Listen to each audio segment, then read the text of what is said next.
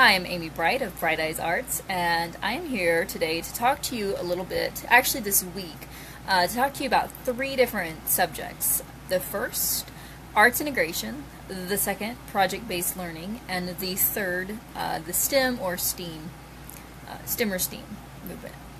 And I want to let you see how these educational ideas apply to homeschooling and how probably most homeschoolers already apply them.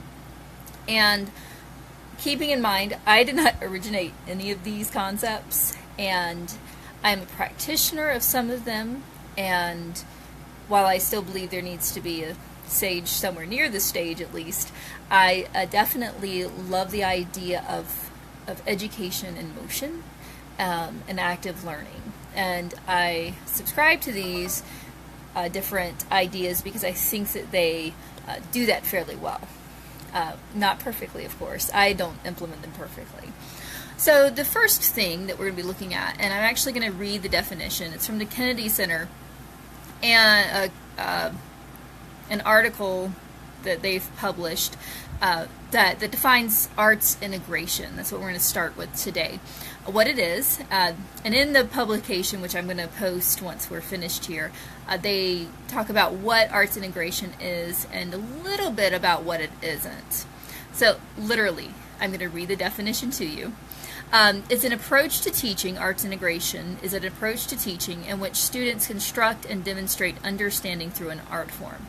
Students engage in a creative process which connects an art form and another subject area and meets both evolving objectives in both. So one of the first things it is, and I really like the way that the Kennedy article points this out, is that it's an approach to teaching. So, which you have as a person, you have as a mom, but even if you weren't homeschooling, right, you're still teaching your kids.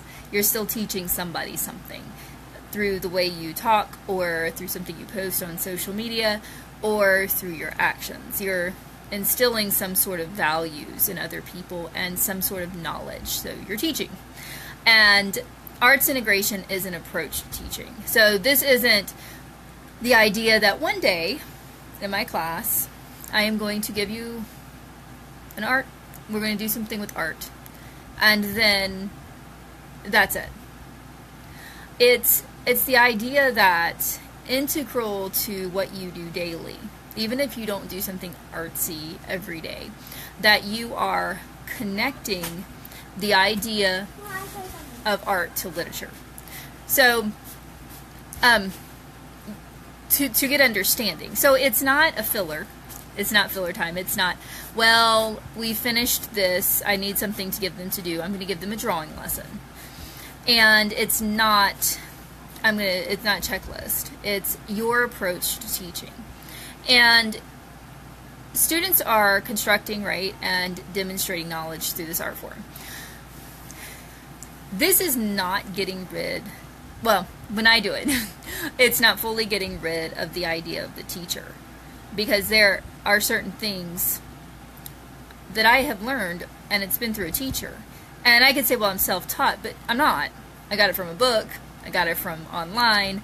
I got it from some sort of course. I was taught. And even if the teacher either just gets up there and says things or demonstrates and has me do them, someone else conveyed knowledge to me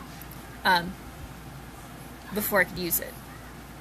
So you're not, again, it's student-centered, but you're not taking the idea that someone knows something else and is conveying it to these students. But the students are constructing knowledge, like they're exploring. And I tend to be a little more structured in my approach to arts integration than I think I'm supposed to be. But I do it fits me and fits my students. So they're constructing the knowledge. They're learning as they go. But they're also demonstrating their understanding. So this is a way of assessment.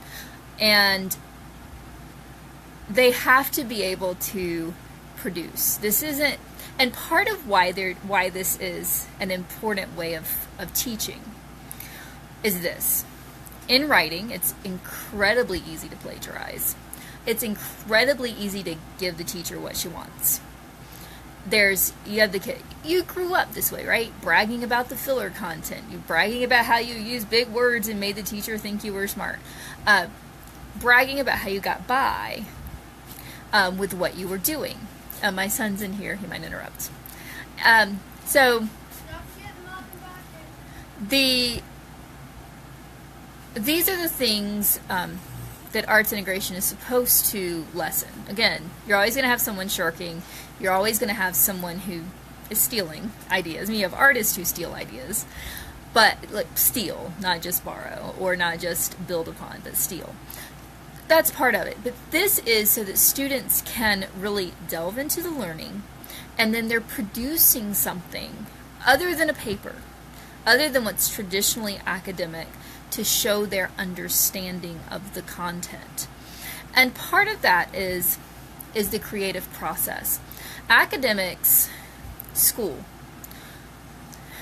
maybe of necessity, maybe because, I don't know, but even by the mere fact of grades, you're faced with the fear of failure, and you're afraid a lot of times, depending on the student, to do anything that you think is going to take away from those points. I was that way.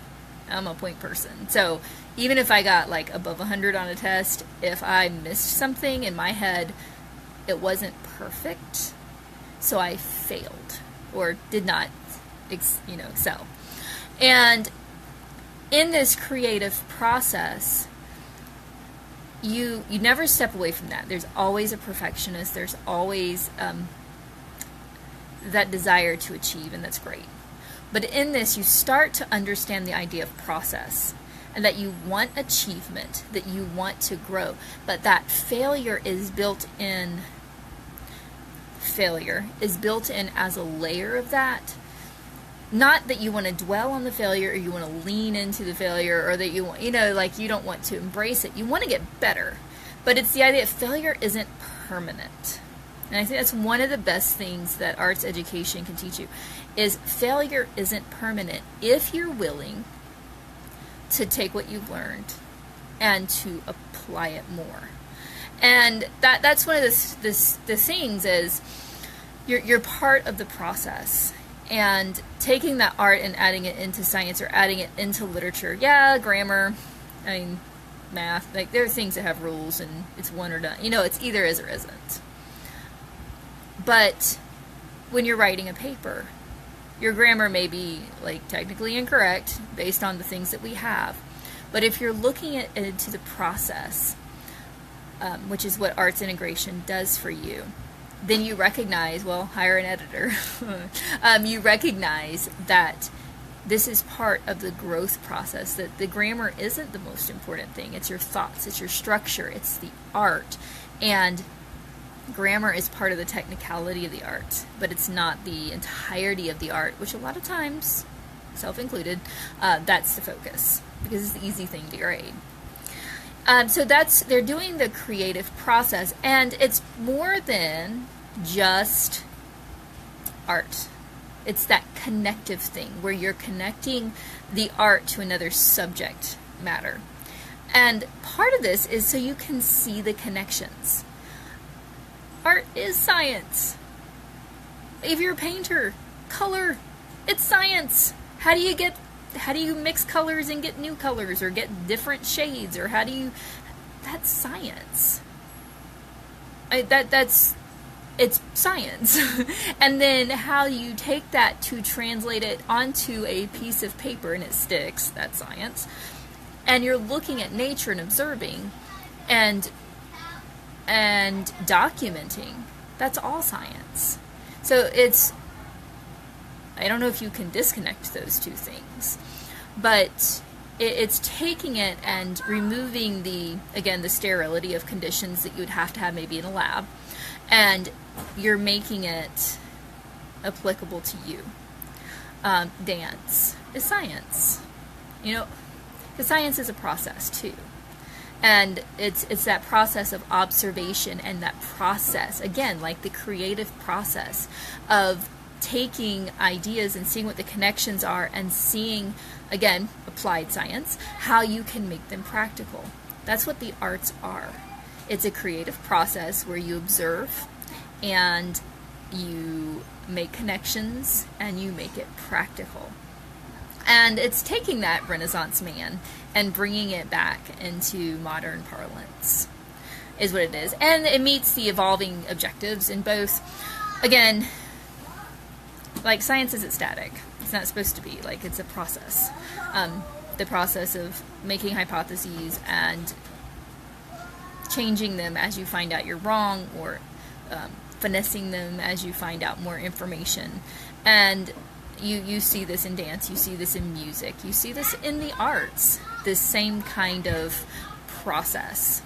So arts integration then is taking that process and connecting it to other ideas so that you can get a product, and as a way of assessing a student's understanding, but also a way of sparking that synthesis idea, that idea that things are connected, they are interconnected, and that you can do different things with them. What it isn't is just merely using art. And I had someone explain this to me recently. If you're doing arts integration, again, you are going to be looking at, let's say, I was thinking through, like, if you were doing something and you were using The Sound of Silence. I just watched Trolls. So The Sound of Silence, and you were taking the imageries and the mood and the atmosphere from that, and you decided to do something like with photography or drawing where you were using negative space as a way, and the images from The Sound of Silence as a way to, you were studying the idea of negative space in connection with The Sound of Silence, and your product would be some sort of drawing or photographic collage or series or something where you're connecting those two ideas. That's arts integration, because you're not just saying, oh, let's go out and look at pictures of a city that's covered in graffiti, and you get this feeling of, like, this kind of T.S. Eliot feeling where you're wandering through these streets and it's meaningless and tedious, but you don't ask questions, you just go to the next party. You're exploring the art itself, the negative space, how you achieve that, and then how those two connect. So that's an arts integration. If you're just going, and there's nothing wrong with this, I'm just saying, if you are going and you're looking at these pictures and saying, how does this make you feel, and how does this connect to the literature, that's more of the fusion idea. And what many schools are going with is something that's a little more rigorous, right? It's a little more demanding, and expects a little more attention to detail and understanding. Again, it's not the ideas that are ever the problem. Well, maybe with communism. But it's not the ideas that, well, even here, it's not even necessarily the ideas that are the problem, it's the implementation. And it's hard. But you as homeschoolers, me as a homeschooler, you have a great opportunity, if you aren't already, which I think most of you are, but of really delving into this, because there's so many opportunities for you online and in person to take art and take literature and really get into it. So if you have any questions, message me, comment below. I'd love to answer them. I'm getting ready to go off and play with mine and have just a fun evening. But I ask you, I'm going to be talking again about this on Tuesday on Instagram Live. It's basically the same thing. And then on Wednesday, I'll be back here discussing project-based learning and what that is and what that entails and how it is like arts integrate, what the connections are. Thank you and have a wonderful evening.